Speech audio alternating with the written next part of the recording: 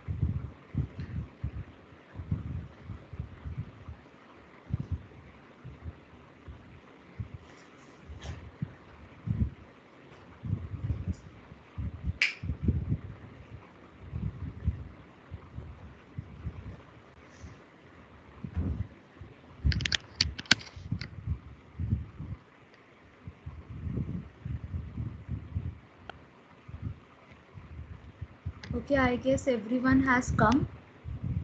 Shall we start? Yes, ma'am. Dermatitis. Dermatitis, also known as eczema, is the inflammation of the skin typically characterized by itchiness, redness, and a rash. In cases of short duration, there may be small blisters, while in long-term cases, the skin may become thickened. The area of the skin involved can vary from small to covering the entire body. Okay. Now, last time when we were discussing about eczema, I told you that eczema is atopic dermatitis. But in some areas, some places, it is written that dermatitis is also known as eczema. तो कुछ scholars ऐसे बोलते हैं कि eczema सिर्फ atopic dermatitis है और कुछ ऐसा बोलते हैं कि पूरा डर्मेटाइटिस ही एक्जिमा होता है. ठीक है, dermatitis and eczema is same. See, I will show you in the classification. There are several types of dermatitis including atopic, contact, stasis and seborrheic. Many use the term dermatitis and eczema synonymously. Synonymously मतलब कई जगह पर dermatitis और eczema एक सा ही माना जाता है, लेकिन कई जगह पर other use the term eczema to specifically mean atopic dermatitis. कई जगह पर एक्जिमा को सिर्फ एटॉपिक डर्मेटाइटिस माना जाता है. कई स्कॉलर्स जो है एक्जिमा को सिर्फ एटॉपिक डर्मेटाइटिस मानते हैं और कई स्कॉलर्स जो है एक्जिमा को ही डर्मेटाइटिस मानते हैं. In some languages, dermatitis and eczema means the same thing. और कई जगहों पर डर्मेटाइटिस और एक्जिमा सेम चीज़ ही होती है और कुछ लैंग्वेजेस में dermatitis implies an acute condition and eczema a chronic one. तो कुछ जो स्कॉलर्स हैं वो मानते हैं कि डर्मेटाइटिस जो है एक्यूट कंडीशन है और एक्जिमा क्या है, वो क्रॉनिक कंडीशन है। समझ में आ रहा है आपको डिफरेंस एक्जिमा और डर्मेटाइटिस का? Basically there is no difference. Eczema और डर्मेटाइटिस में कोई डिफरेंस नहीं है। एक्जिमा और डर्मेटाइटिस एक ही चीज़ है कई जगह पर, लेकिन आपको ऐसा भी दिखेगा कि एक्जिमा को सिर्फ एटॉपिक डर्मेटाइटिस कहते हैं और कई जगह पर ऐसा भी दिखेगा कि जब क्रॉनिक कंडीशन होती है तब एक्जिमा कहते हैं और एक्यूट कंडीशन में डर्मेटाइटिस कहते हैं। Is that clear? So we are just going to focus on dermatitis. Eczema पे हम मतलब अभी जो है हम ये लेके चलेंगे कि डर्मेटाइटिस और एक्जिमा एक सी ही चीज़ है। समझ में आ रही है बात? Yes ma'am. प्रीवियसली मैंने आपको बताया था eczema is also known as atopic dermatitis, तो वो कोई और सोर्स था, वो भी हम बोल सकते हैं, लेकिन कलेक्टिवली डर्मेटाइटिस और एक्जिमा एक ही चीज़ होती है, यही हम लेके चलें अभी फ़िलहाल के लिए। ठीक है? don't get confused. Dermatitis and eczema is same, but in some places you will find, if you type eczema or dermatitis on the internet or in your books and all, you will find that eczema is known as atopic dermatitis, और बहुत सारी जगहों पे आपको ऐसा भी दिखेगा कि डर्मेटाइटिस और एक्जिमा एक ही चीज़ है। बहुत सारी जगहों पे ऐसा भी लगेगा कि डर्मेटाइटिस जो है एक्यूट कंडीशन है और एक्जिमा जो है क्रॉनिक कंडीशन है। तो ये एक ऐसी चीज़ है जिसके ऊपर it is still been researched. ठीक है, हम कोई एक कंक्लूजन पे नहीं आ सकते। कई जगह पर ऐसा बोला जाता है कि सेम है दोनों, कहीं पे ऐसा भी बोला जाता है कि सिर्फ एटॉपिक डर्मेटाइटिस और एक्जिमा सेम है, और कई जगह पे ऐसा भी बोला जाता है कि डर्मेटाइटिस एक्यूट कंडीशन है और एक्जिमा क्रॉनिक कंडीशन है। तो हम तीनों चीज़ें एक साथ लेकर ही चल रहे हैं। Dermatitis also known as eczema is the inflammation of the skin. तो जैसे डर्मेटाइटिस आपको वर्ड बताता है, आइटिस का मतलब होता है इन्फ्लेमेशन, डर्मा स्किन, तो dermatitis is the inflammation of the skin typically characterised by itchiness, redness and a rash. तो मैंने आपको पहले भी बताया था कि जब मैं एक्जिमा आपको पढ़ा रही थी कि इसमें क्या होता है, इचीनेस होती है, बहुत ज़्यादा खुजली होती है, रेडनेस होती है और रैश होता है। सबसे ज़्यादा जो प्रॉब्लम होती है इसमें वो है इचीनेस की। ठीक है, और कई बार यहाँ पे स्मॉल ब्लिस्टर्स भी आ जाते हैं, और लॉन्ग टर्म केसेस में स्किन जो है बहुत ज़्यादा थिक हो जाती है इस एरिया की। The area of the skin involved can vary from small to covering the entire body, और ये पर्सन टू पर्सन डिपेंड करता है। कई लोगों को डर्माटाइटिस जो है बहुत कम एरियाज में होता है बॉडी के, और कई लोगों को पूरी बॉडी में भी हो सकता है dermatitis. Is that clear? The definition and what is eczema and what is dermatitis? Yes ma'am. तो हम तीनों चीज़ों को कंसिडर करके चलते हैं कि डर्मेटाइटिस को कई जगह पर एक्जिमा भी बोला गया है, कई जगह पर सिर्फ एटॉपिक डर्मेटाइटिस को एक्जिमा बोला गया है, और कई जगह पर एक्यूट कंडीशन को डर्मेटाइटिस और क्रॉनिक कंडीशन को एक्जिमा कहा गया है। और इसमें जो सिम्टम्स है वो ये है, ज़्यादातर इसमें रेडनेस होती है, इचिंग होती है और रैश होता है। ठीक है, कई बार ब्लिस्टर्स भी होते हैं, और अगर ज़्यादा दिनों तक हो तो वो एरिया जो है थिक हो जाता है, स्किन का जो एरिया है वो थिक हो जाता है। Dermatitis symptoms vary with all different forms of the condition. They range from skin rashes to bumpy rashes or including blisters. तो बहुत सारे अलग अलग टाइप्स के डर्मेटाइटिस होते हैं, और अलग अलग टाइप में अलग अलग सिम्टम्स नजर आते हैं। ठीक है, कई बार स्किन रैशेस ही होते हैं सिर्फ, या फिर बम्पी रैशेस मतलब जो पैल्पेबल रैशेस होते हैं उस तरीके से रैशेस हो जाएंगे, या फिर ब्लिस्टर्स हो जाएंगे। तो हर बार इसके सिम्टम्स जो है डिफर करते हैं according to the type of dermatitis.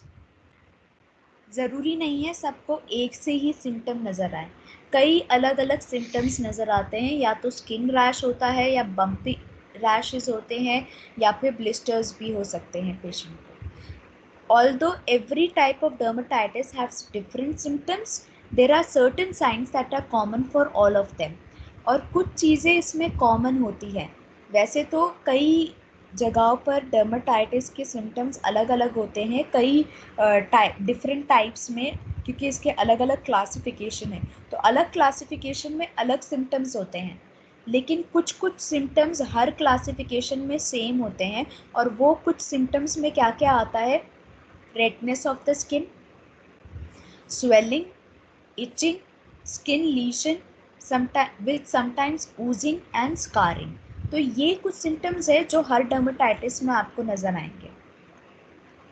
समझ आ रही है बात? हर डर्मेटाइटिस में, डर्मेटाइटिस के बहुत सारे टाइप्स है, तो हर डर्मेटाइटिस के सिम्टम्स एक से नहीं होते, लेकिन कुछ सिम्टम्स हर डर्मेटाइटिस में नजर आते हैं, जैसे कि redness of the skin, swelling, itching, skin lesions with sometimes oozing and scarring. The symptoms of atopic dermatitis vary from person to person. The most common symptoms are dry, itchy, red skin. तो atopic dermatitis मैं आपको पहले भी पढ़ा चुकी हूँ, इसमें इची red skin हो जाती है जो ड्राई हो जाती है।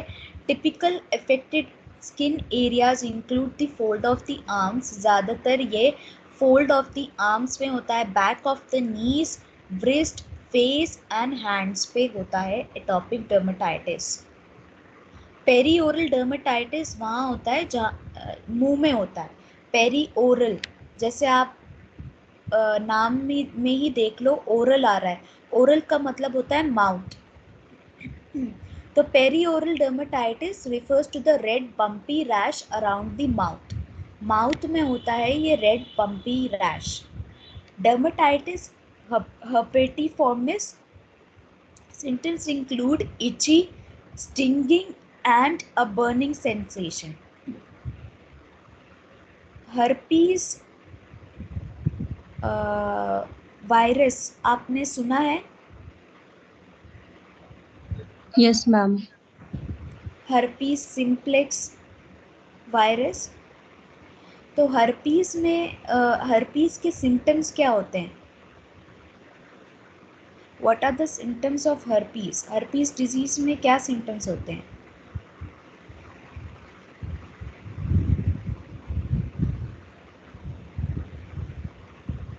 मैम हर्पीस यही होता है, रेडनेस, इचिंग और हर्पीस में हाँ रेडनेस होगी और बर्निंग सेंसेशन बहुत होता है, स्टिंगिंगनेस होती है।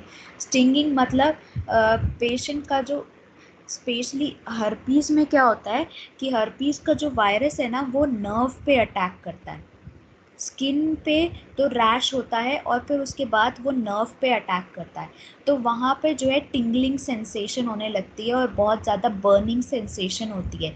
पेन इस तरीके का होता है कि जैसे बर्न हो रहा हो, आग निकल रही हो, उस तरीके का पेन होता है। और जो है टिंगलिंग सेंसेशन बहुत होती है हर्पीस वायरस में। ठीक है, तो डर्मेटाइटिस हर्पेटिफॉर्मिस के जो थोड़े बहुत सिम्टम्स होते हैं वो भी सेम ही होते हैं, इसमें भी इचिंग और बर्निंग सेंसेशन होता है। रैश तो प्रेजेंट होता है, रैश पैप्यूल वेसिकल होता है, इसके साथ साथ बर्निंग सेंसेशन बहुत ज़्यादा होता है, तो उसको हम बोलते हैं डर्मेटाइटिस हर्पेटिफॉर्मिस। ठीक है, ये हर्पीस वायरस की वजह से तो नहीं होता है, ये सिर्फ इन्फ्लेमेशन ऑफ द स्किन है, लेकिन इसमें थोड़े बहुत सिम्टम्स जो है सिमिलर होते हैं, तो इसीलिए हम इसको डर्मेटाइटिस हर्पेटिफॉर्मिस बोलते हैं। The symptoms of the seborrheic dermatitis, on the other hand, tend to appear gradually from dry to greasy scaling of the scalp, dandruff to scaling of facial areas, sometimes with itching but without hair loss. तो seborrheic dermatitis में क्या होता है, ये जो dermatitis है ये seborrheic gland का है, ठीक है। सेबोरिक ग्लैंड जो ऑयल प्रोड्यूस करती है स्किन में, उस ग्लैंड का ये डर्मेटाइटिस है, उस ग्लैंड का इन्फ्लेमेशन होता है। तो इसमें क्या होता है कि पहले तो ये स्कैल्प में नज़र आता है, ज़्यादातर स्कैल्प में जो हमारा सर है वहाँ पे नज़र आएगा, और वहाँ पे जो है ग्रीजी स्कैलिंग होगी। ग्रीजी स्कैलिंग मतलब डैंड्रफ की तरह बड़ा बड़ा जो है स्कैल्प में से कुछ निकलेगा, और फिर वही चीज़ जो है फेशियल एरिया से निकलने लगेगी, और कई बार पेशेंट को इचिंग होगी, बहुत ज़्यादा इचिंग। हेयर लॉस तो नहीं होगा लेकिन इचिंग होगी बहुत ज़्यादा, तो तब हम इसको बोलते हैं सेबोरिक डर्मेटाइटिस। कॉजेज़ क्या क्या होते हैं इसके? कॉजेज़ जो है, इसका कोई नोन कॉज नहीं है, there is no known cause of this. लेकिन हम ऐसा मान के चलते हैं कि एनवायरमेंटल फैक्टर्स और जेनेटिक फैक्टर्स की वजह से डर्मेटाइटिस होता है।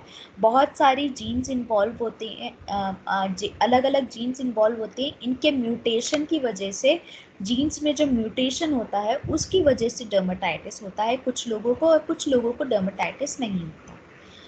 एनवायरमेंटल कंडीशंस, जैसे कि कुछ लोगों को एलर्जी बहुत जल्दी होती है, उनके पास आईजीई एंटीबॉडी बहुत ज़्यादा होती है। आईजीई एंटीबॉडी शोज़ कि person is having allergy. IgE antibody हमेशा याद रखना, आईजीई एंटीबॉडी से पता चलता है कि अगर वो बढ़ी हुई है बॉडी में तो मतलब कि पेशेंट को बहुत ज़्यादा एलर्जी होती है। जो एस्थमा वाले पेशेंट्स होंगे उनकी भी आईजीई एंटीबॉडी ज़्यादातर बढ़ी हुई होती है, ठीक है। तो एलोजेंस की वजह से, डस्ट माइट्स की वजह से, पोलन्स की वजह से, इन सारे कुछ एनवायरमेंटल कंडीशन की वजह से, फूड एलर्जी की वजह से, पीनट की वजह से, कई सारे बच्चे ऐसे होते हैं जिन्हें पीनट से एलर्जी होती है, कुछ लोगों को एग से एलर्जी होती है। तो ये सारी एलर्जीज़ की वजह से, ये सारे एनवायरमेंटल कंडीशन की वजह से डर्मेटाइटिस हो सकता है। या फिर जैसे हमने कॉन्टैक्ट डर्मेटाइटिस में पढ़ा कि कॉन्टैक्ट डर्मेटाइटिस बहुत सारे डिटर्जेंट्स की वजह से होता है, किसी चीज़ के कांटेक्ट में आने की वजह से होता है कॉन्टैक्ट डर्मेटाइटिस। तो ये सारे कंडीशंस की वजह से डर्मेटाइटिस हो सकता है, इसका कोई एग्जैक्ट कॉज नहीं पता। Is that clear? Yes, ma'am. एक और बार हम रिवाइज करते हैं यहाँ तक, फिर उसके बाद आगे बढ़ेंगे। डर्मेटाइटिस क्या होता है? डर्मेटाइटिस का मतलब है इन्फ्लेमेशन ऑफ द स्किन।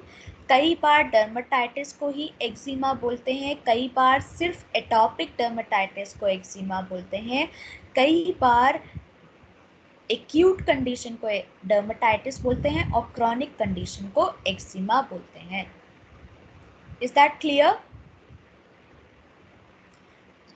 इसमें Yes, क्या होता ma'am. है, ज़्यादातर इचीनेस होती है, रेडनेस होती है, रैश होता है, कई बार ब्लिस्टर्स भी नज़र आते हैं, और लॉन्ग टर्म केसेस में स्किन जो है बहुत ज़्यादा थिक हो जाती है।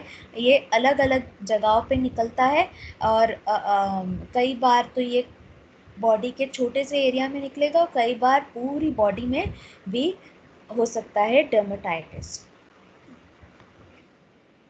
इसके साइन एंड सिम्टम्स वैरी करते हैं क्योंकि बहुत सारे टाइप्स के डर्मेटाइटिस होते हैं, तो हर टाइप में अलग अलग साइन एंड सिम्टम्स होते हैं, लेकिन कुछ साइन एंड सिम्टम्स सिमिलर होते हैं हर टाइप में, जैसे कि इचिंग हो गया।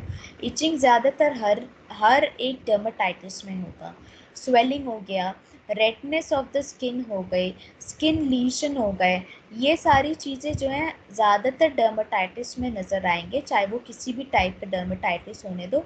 ऊजिंग होने लगेगा, कुछ निकलने लगेगा, या तो अगर ब्लिस्टर्स है तो पानी पानी सा ऐसा निकलने लगेगा, और स्कारिंग होगी, स्कार फॉर्मेशन हो जाएगा वहाँ पे।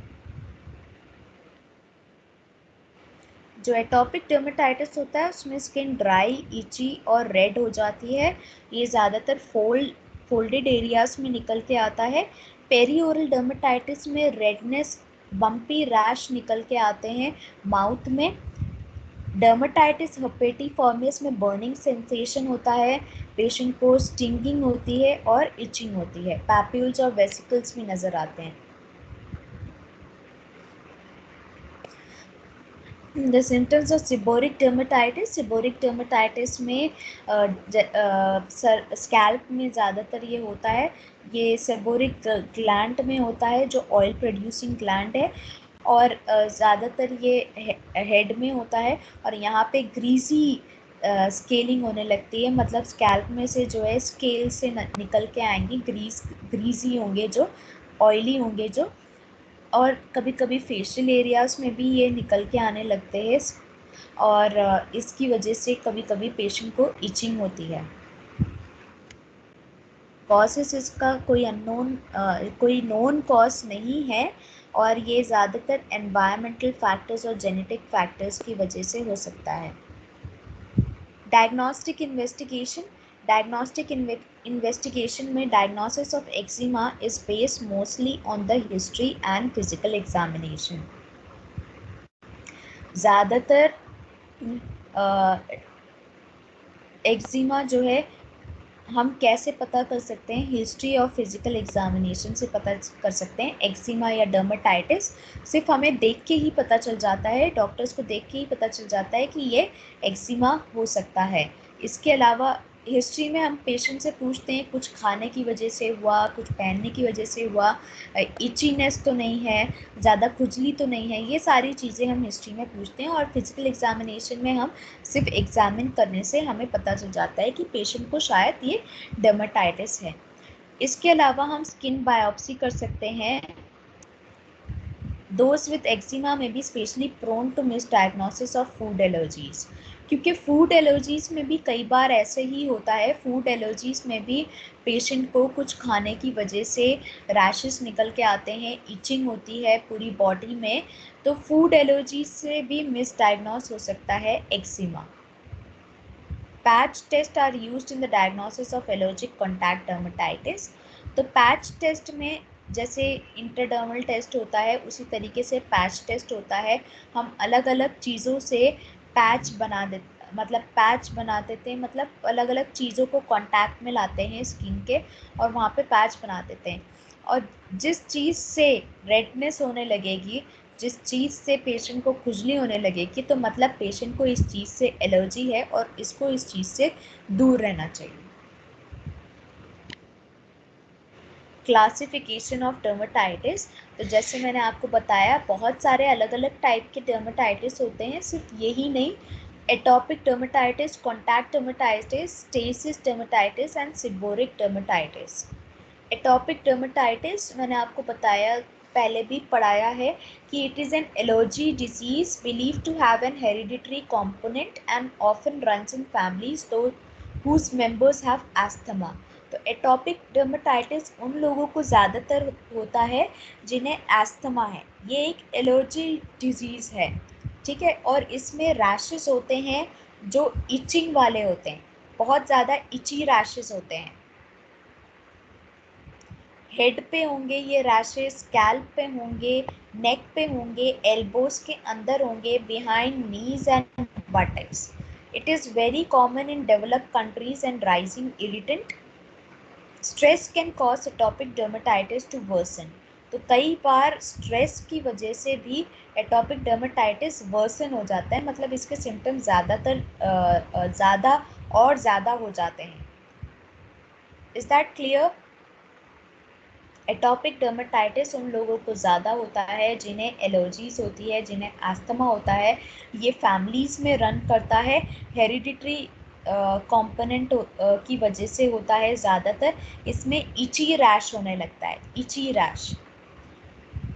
इची रैश का मतलब है कि रैश के साथ साथ खुजली होगी पेशेंट को, और ये स्ट्रेस की वजह से इसके सिम्टम्स ज़्यादा नज़र आने लगते हैं।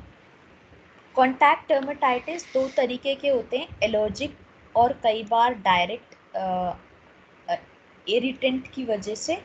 एलर्जिक की वजह से, जैसे कि कुछ एलर्जेंस की वजह से निकल, कुछ केमिकल की वजह से निकल हो गया, पॉइजन आईवी हो गया, और इरिटेंट की वजह से जैसे कि डिटर्जेंट हो गया, इसकी वजह से कॉन्टैक्ट डर्मेटाइटिस हो सकता है। नेक्स्ट है सिबोरिक डर्मेटाइटिस। सिबोरिक डर्मेटाइटिस को हम क्रैडल कैप भी बोलते हैं। क्रैडल कैप क्योंकि ये ज़्यादातर सर में ही, इन्फेंट्स के जो बच्चे होते हैं उनके सर में ही होता है सिबोरिक डर्मेटाइटिस, और इसमें जो है बच्चों के सर में से कुछ निकलता रहेगा जो कि बहुत ज़्यादा ऑयली होगा। कई बार ये स्किन, जो फेशियल स्किन है वहाँ से भी निकलता है। Management, there is no cure for some types of dermatitis. तो डर्मेटाइटिस का कोई क्योर नहीं है, ठीक है। There is no cure for some types of dermatitis. कई डर्मेटाइटिस का कोई क्योर नहीं होता। With treatment aiming to control symptoms by reducing inflammation and relieving etching.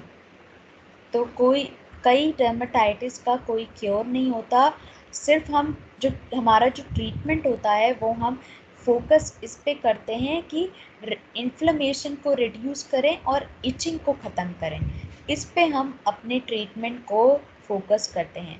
Contact dermatitis is treating bye avoiding what is causing it. और contact dermatitis में हम ये avoid कर सकते हैं कि किस वजह से ये डर्मेटाइटिस हो रहा है, तो उस चीज़ को हम अवॉइड कर सकते हैं। और ऐसे कोई क्योर नहीं होता। ज़िंदगी में कभी भी फिर से डर्मेटाइटिस होने के चांसेस होते हैं। ये नहीं होता कि एक बार हमने ट्रीट कर दिया तो फिर से नहीं होगा। कई बार ऐसा भी होता है दवाई छोड़ने के बाद फिर से होने लगता है। कई बार जो चीज़ हमने यूज़ करना बंद कर दी उससे बंद तो हो गया, फिर हमने स्टार्ट करी फिर से हो गया। तो there is no exact cure of this, ठीक है। हम सिर्फ सिम्टम्स को रेगुलेट कर सकते हैं पर कोई क्योर नहीं है इसका एग्जैक्ट। Lifestyle modification. अब डर्मेटाइटिस जिन्हें हैं उन्हें थोड़ा बहुत लाइफस्टाइल को अपने मॉडिफाई करना पड़ता है। जैसे कि वो वाले कपड़े पहने जो ज़्यादा जिसकी वजह से ज़्यादा इचिंग, स्क्रैचिंग या पीलिंग ना हो। ज़्यादा सिंथेटिक कपड़े पहनने से ज़्यादा इचिंग होती है और ज़्यादा स्क्रैचिंग होती है। कई लोगों को सिंथेटिक कपड़े सूट नहीं करते, तो उन्हें सिर्फ कॉटन या रेयॉन हल्के वाले कपड़े पहनने पड़ते हैं। House dust might reduction and avoidance measures have been studied in low quality trials and have not shown evidence of improving eczema. तो कई बार डस्ट माइट्स जो होते हैं उनकी वजह से भी, उनके कांटेक्ट में आने की वजह से भी डर्मेटाइटिस हो जाता है पेशेंट को। तो ये देखना है कि डस्ट माइट्स प्रेजेंट ना हो घर में।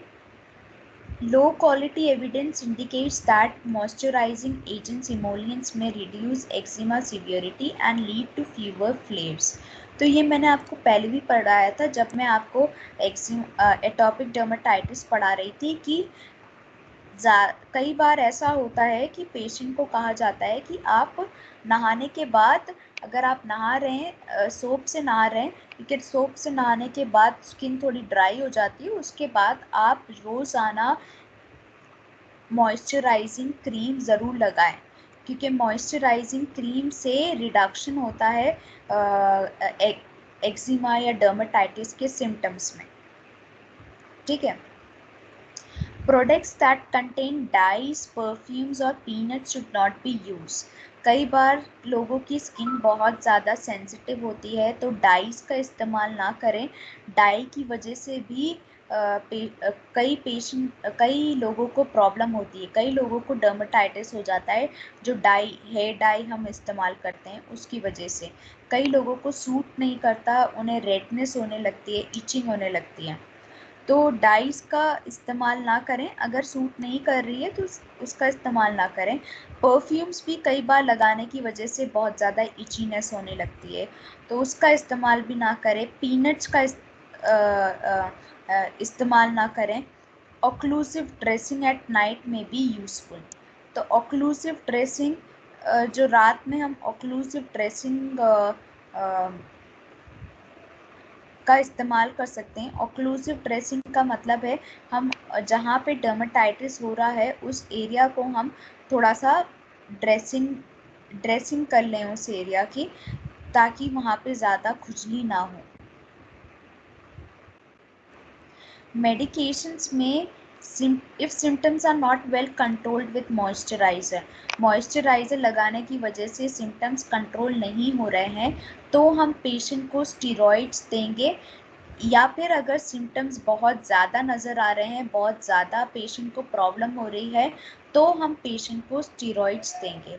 Corticosteroids are effective in controlling and suppressing symptoms in most cases. Once daily use is generally enough.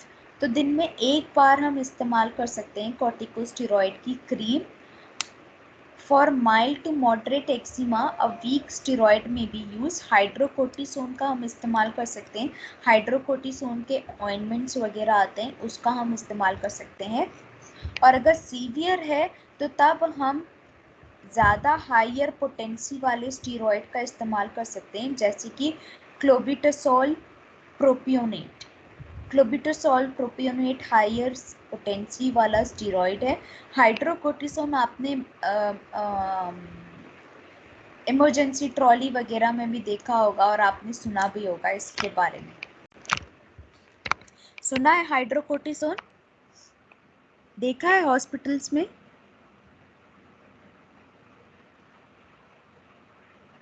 देखा है किसी ने हाइड्रोकोर्टिसोन?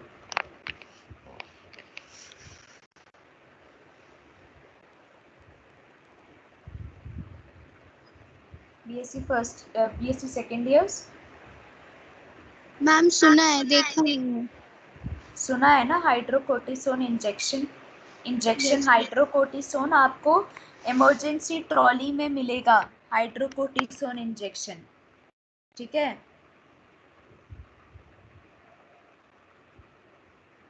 इन सीवियर केसेस, और अगर बहुत ज़्यादा सीवियर केस है, पूरी बॉडी में हो चुका है डर्मेटाइटिस, तो उस केस में हम ओरली या फिर इंजेक्टेबल फॉर्म दे सकते हैं कॉर्टिकोस्टेरॉइड का, ताकि जल्द से जल्द इम्प्रूवमेंट हो सके। लेकिन अगर बहुत सीवियर केस नहीं है, छोटी सी जगह पे है, तो तब हम टॉपिकल दे सकते हैं। There is no problem in giving topical corticosteroids या टॉपिकल मेडिकेशन ओवर हियर। ज़्यादातर हम टॉपिकल ही देते हैं। बहुत ज़्यादा सीवियर केस होता है तब जाके हम ओरल या इंजेक्टेबल फॉर्म में देते हैं।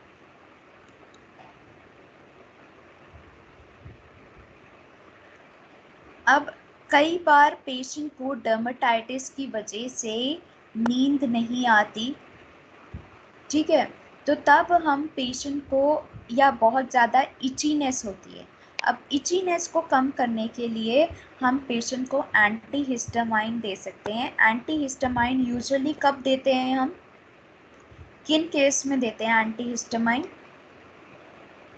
मैम एलर्जी के अगेंस्ट देते हैं। Very good. एलर्जी में हम एंटी हिस्टामाइन देते हैं। तो अगर पेशेंट को बहुत ज़्यादा खुजली हो रही है, सो नहीं पा रहा है पेशेंट, तो तब हम पेशेंट को एंटी हिस्टामाइन दे सकते हैं।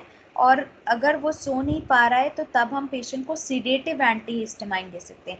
बहुत सारे एंटी हिस्टामाइन ऐसी होती है जिसमें नशा होता है।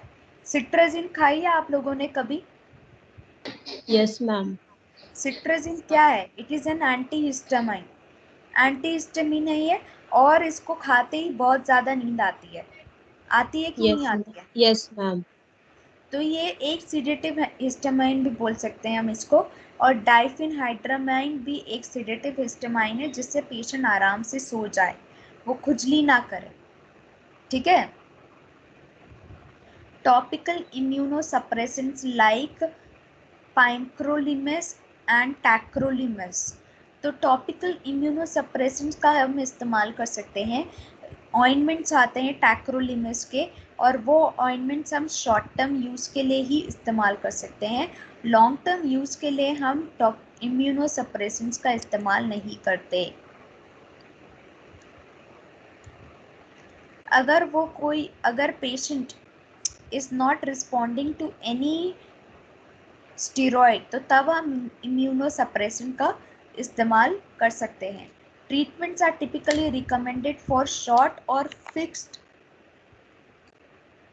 periods of time rather than indefinitely. तो ट्रीटमेंट इनसे जो टॉपिकल इम्यूनोसप्रेसेंट है, इनसे जो ट्रीटमेंट होता है वो शॉर्ट पीरियड ऑफ टाइम के लिए होता है. कॉर्टिकोस्टेरॉइड्स भी हम टॉपिकल कॉर्टिकोस्टेरॉइड्स हम बहुत ज़्यादा टाइम के लिए इस्तेमाल नहीं कर सकते क्योंकि उसके भी बहुत ज़्यादा साइड इफ़ेक्ट्स होते हैं. So we can only use for a shorter period of time. और कई बार ऐसा होता है कि जैसे ही हमने दवाई को बंद करी वैसे फिर से स्टार्ट हो गया, चाहे वो इम्यूनोसप्रेसेंट हो या फिर टॉपिकल कॉर्टिकोस्टेरॉइड्स हो. इन्हें हम बहुत ज़्यादा दिनों तक इस्तेमाल नहीं कर सकते, इनके साइड इफ़ेक्ट्स होते हैं बहुत ज़्यादा. लाइट थेरेपी में हम अल्ट्रावायलेट रेज का इस्तेमाल कर सकते हैं, जैसे यूवीए यूवीबी रेज. लेकिन जब मैं आपको मेलानोमा पढ़ा रही थी तो मेलानोमा में मैंने आपको एक रिस्क फैक्टर बताया था कि यूवीए और UVB is the risk factor for melanoma. तो ज़्यादातर हम लाइट थेरेपी में यूवीए यूवीबी यूज़ तो करते हैं, लेकिन इसको हम बहुत ज़्यादा यूज़ नहीं कर सकते. बहुत ज़्यादा अगर यूज़ करेंगे then the patient is at a risk of having melanoma. He is at a risk of getting skin cancer. So that's all with the topic. I think it is clear what is dermatitis. Yes ma'am. Ma'am but जब dermatitis and eczema same है तो मतलब इनमें differentiation कैसे करेंगे, क्योंकि बिल्कुल symptoms तो दोनों के सेम है और कॉजेज भी. मैंने वही तो बताया कि it is same. तो Eczema मैम and फिर dermatitis is क्यों अलग same. अलग पढ़ रहे हैं अगर सेम ही है तो फिर?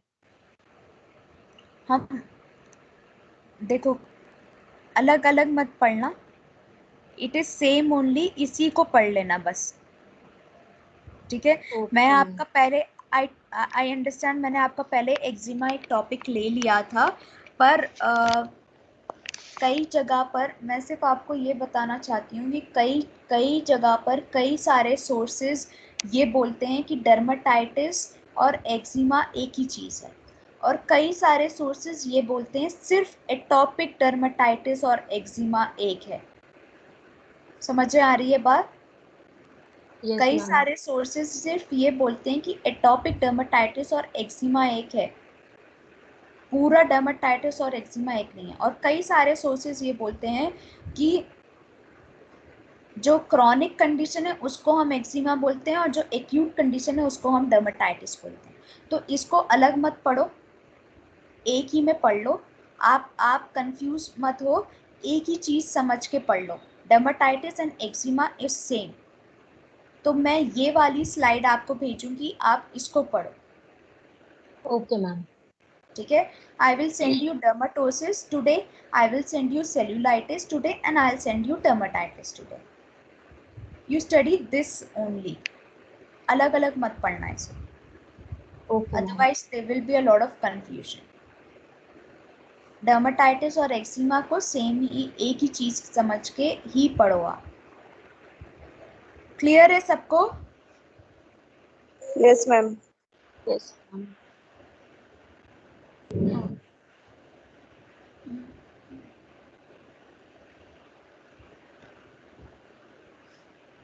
कोई डाउट है तो पूछ लो, and if there is no doubt then I will start asking question.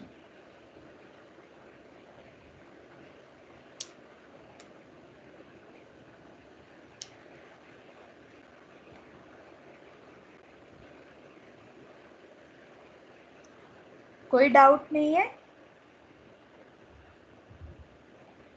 Ma'am एक बार ये बता दीजिए, इसमें इम्यूनो सप्रेसेंट्स क्यों दे रहे थे? इम्यूनोसप्रेसेंट्स इसलिए दी गई है क्योंकि कई पेशेंट्स को जो है के ऊपर जो है स्टेरॉइड्स काम नहीं करती. और इम्यूनोसप्रेसेंट्स क्या, बेसिकली एलर्जी में क्या होता है, what happens in allergy? Allergy में इम्यून सिस्टम हाइपर एक्टिव होता है. What is allergy? एलर्जी क्या है? It is the hypersensitivity of the immune system yes ma'am.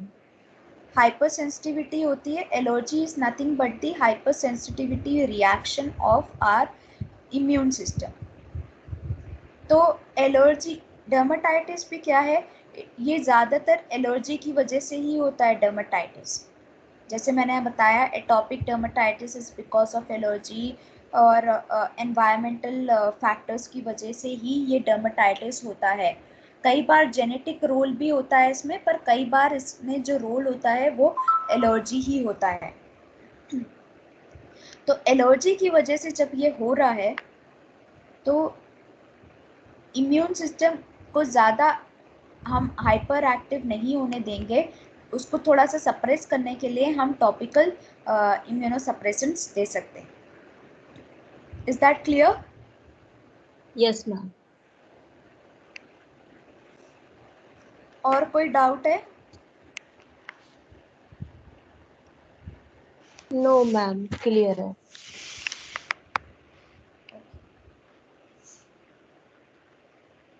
Ashish, Ashish is there? Yes, ma'am.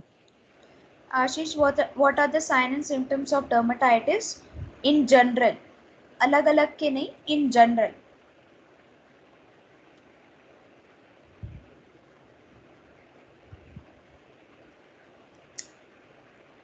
In general क्या sign and symptoms होते हैं dermatitis के? Ma'am rashes हो जाते हैं, मैम ब्लस्टर हो जाते हैं, मैम स्वेलिंग हो जाती है, हो जाती है, स्वेलिंग हो जाती है, और मैम ब्लस्टर, रैशेस। ब्लिस्टर्स। अच्छा, हाँ जी, और हाँ जी, रैशेस, हाँ, skin skin rashes. Redness, rashes, और हाँ जी, हाँ जी, बम्पी रैशेस है मैम, हाँ, वो जाते हैं। और सबसे इम्पोर्टेंट वाला साइन एंड सिम्टम क्या है? सबसे इम्पोर्टेंट क्या होता है? इचीनेस। यस मैम, ईचिंग, क्या मतलब स्वेलिंग, होता है इचीनेस का आशीष? मैम खुजली। इचीनेस मतलब what do you mean by itchiness?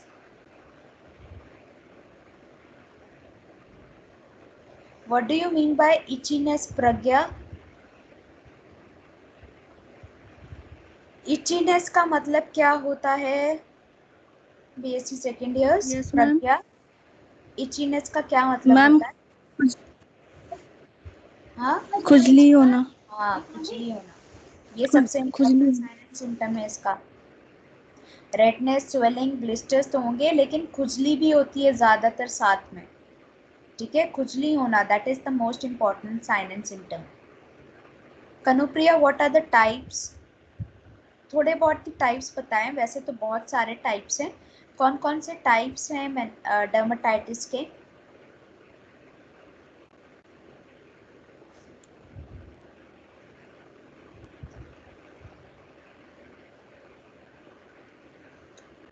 Kanupriya, कौन कौन से कॉमन टाइप्स है डर्मेटाइटिस के?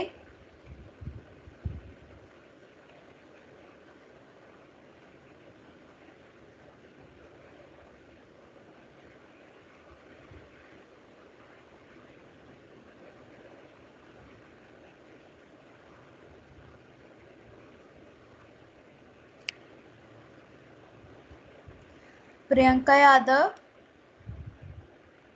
Priyanka, Yes, ma'am. कौन कौन से टाइप्स है डर्मेटाइटिस के? Ma'am, atopic dermatitis, contact dermatitis, और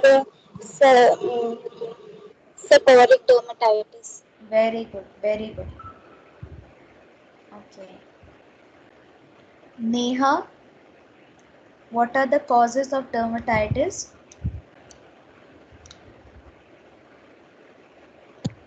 Allergens, हम्म, microbes, irritants, including soap, detergent, हाँ, और hot and cold temperature, hot and cold temperature. Environmental factor में हो सकता है। No, hot and cold temperature कभी नहीं होता। डस्ट माइट्स हो सकते हैं, पोलन ग्रेन्स हो सकते हैं, ये सब हो सकता है। हॉट एंड कोल्ड टेम्परेचर की वजह से डर्माटाइटिस नहीं होता। और जेनेटिक। हाँ, genetic, very good.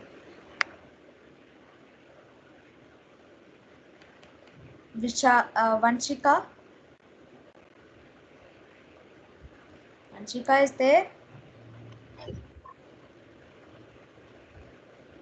Vanshika, what is the management of dermatitis?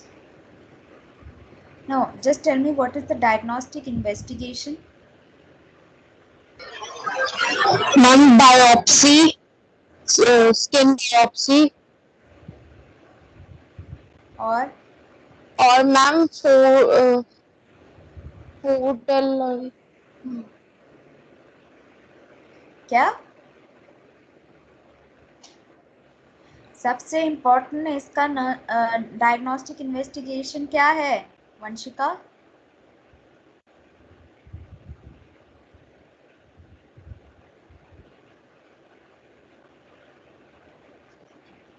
सबसे इम्पोर्टेंट इसका इन्वेस्टिगेशन ये है कि हिस्ट्री एंड फिजिकल एग्जामिनेशन, उसके बाद आता है बायोप्सी, पैच टेस्ट वगैरह वगैरह। History and physical examination is the most important one. Monika Rawat, what are the what is the management of dermatitis? Lifestyle modification बताओ सिर्फ मुझे, क्या क्या लाइफस्टाइल मॉडिफिकेशन कर सकता है? Yes ma'am. लाइफस्टाइल मॉडिफिकेशन क्या क्या कर सकता है डर्मेटाइटिस के लिए? Ma'am clothes, ma'am, people can wear clothes that can manage itching. Okay, ma'am house dust might reduction कैसे यूज कर सकते हैं? Okay, good. और मैम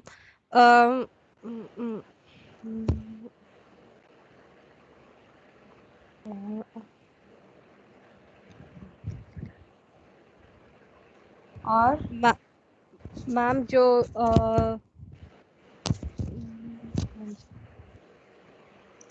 हाउस माइट रिडक्शन हो गया, और क्या बताया आपने मुझे? मैम जो इचिंग क्लोथ्स वेयर कर सकते हैं जो इचिंग ना ना कॉज करे। कॉज करे। उसके बाद क्रीम, रोज़ाना क्रीम लगाना है, मॉइस्चराइजर्स लगाना है ताकि सिम्टम ज़्यादा ना दिखे। और एक और चीज़ मैम बताएं। वो प्रोडक्ट यूज नहीं करने लाइक हाँ, और कुछ फूड एलर्जेंस को अवॉइड करना है, प्रोडक्ट यूज़ नहीं करना है। ओके,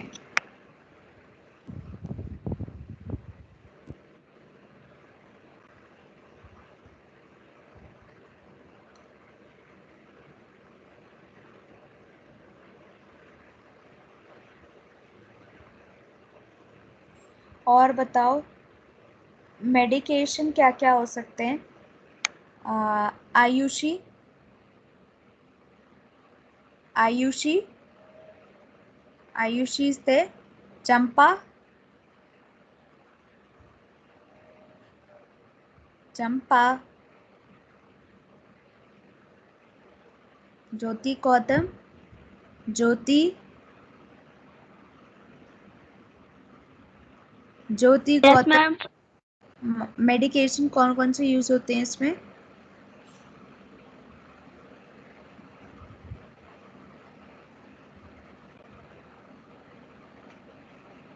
ज्योति, Kanupriya yes ma'am. Kanupriya, ma'am पहले आवाज नहीं आ रही थी जब आपने टाइप्स पूछा था। अच्छा, मैम इसमें हम कॉर्टिकोस्टेरॉइड्स दे सकते हैं, हाइड्रोकॉर्टिसोन दे सकते हैं, हाँ, और मैम जैसे कॉर्टिकोस्टेरॉइड्स ओरल और इंजेक्टेबल दोनों दे सकते हैं। हाँ, और एक क्लोबेटेसोल। क्या? क्लोबेटेसोल क्लोबिटेसोल क्या है? मैम एक स्टेरॉइड है, उसका पोटेंसी हाई रहता है, अच्छा, उसको सीवियर केसेस में दे सकते हैं। ओके। और मैम और कॉर्टिकोस्टेरॉइड्स के अलावा? मैम और इम्यूनोसप्रेसेंट्स दे सकते हैं इम्यूनोसप्रेसेंट्स दे सकते हैं, ओके। और मैम, और इसमें एंटीहिस्टामिन्स दे सकते हैं। हाँ, very good, okay, very good.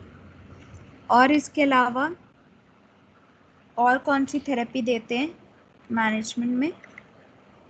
Ma'am light therapy. Very good, light therapy, okay.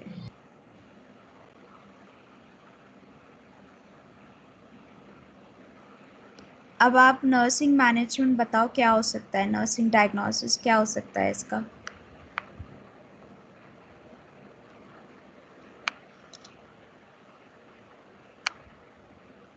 क्या हो सकता है नर्सिंग? Impaired skin integrity. हाँ, ठीक है। और